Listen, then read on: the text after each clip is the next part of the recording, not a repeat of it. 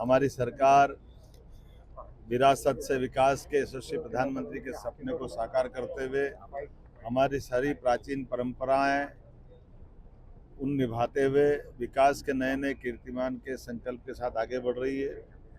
आज विधानसभा का सत्र का अवसान हुआ और स्थगित होने के बाद पहली बार हमारा सत्र भी पूरे समय चला, विस्तार से चर्चाएं भी हुई और आज तक का सबसे बड़ा विकास का बजट 4,21,000 करोड़ का ये पारित भी हुआ। मुझे इस बात की प्रसन्नता है कि गीता भवन से लगा करके सभी प्रकार की सभी विधानसभाओं में खेल स्टेडियम से लेकर सारे बड़े बड़े कामों का हमने पर्याप्त धनराशि रखी। कई सारी 100 से ज़्यादा नई योजनाओं को लागू करने के लक्ष्य भी रखे गए हैं।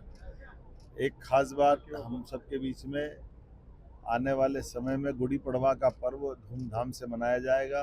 आज कैबिनेट के समय हमने न केवल अपने विक्रमादित्य काल के ध्वज का लोकार्पण किया बल्कि गुड़ी पड़वा की विशेषताओं को जोड़ करके उनके अंदर की कई सारी बातों को, जैसे ये काल गणना का समय का भी दिन है, अर्थात हमारे जितने भी हिंदू धर्म के तीज त्योहार मनाए जाते हैं उसमें तिथि परंपरा से भविष्य के त्योहारों की गणना होती है।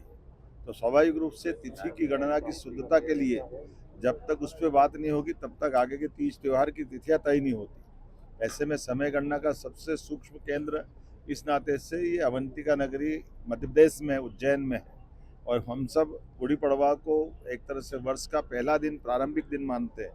तो जब पहली तिथि होती तो हमारे तीज त्योहारों की गणना शुद्ध होती है। यह हमारे प्राचीन गणितीय सिद्धांत का भी परिप्रदन करता है और पंचांग का अनुवर्तन करने की दृष्टि से भी महत्व की चीज़ है।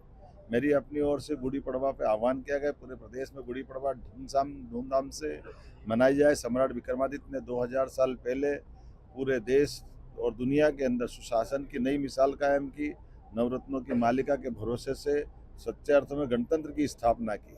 ऐसे में विक्रमादित्य के विक्रम संवत के प्रवर्तन के दिन के अवसर पर वर्ष प्रतिपदा का दिन ये अद्वितीय दिन होता है।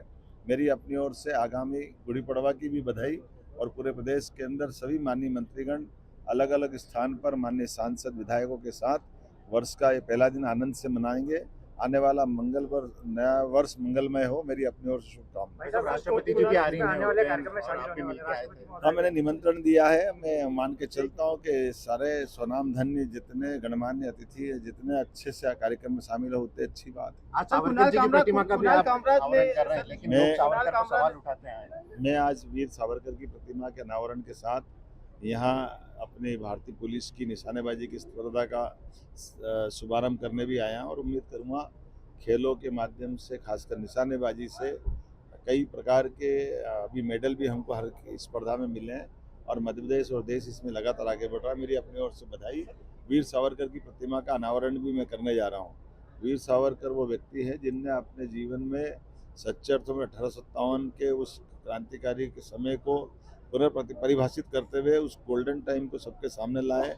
एक बार नहीं, दो बार काले पानी की सजा भुगतने के बाद भी उन्होंने स्वतंत्रता सेनानियों का मार्गदर्शन किया। अंग्रेजों के पैर उखाड़ने में बड़ा योगदान रहा उनका। ऐसे वीर सावरकर की प्रतिमा का अनावरण करते हुए मुझे अत्यंत आनंद भी है और मैं मान के चलता हूँ कि उनके इतिहास में दिए गए इस योगदान को बाकी सब लोग भी ठीक से समझे, देखे, जाने। आज इस बात की आवश्यकता है।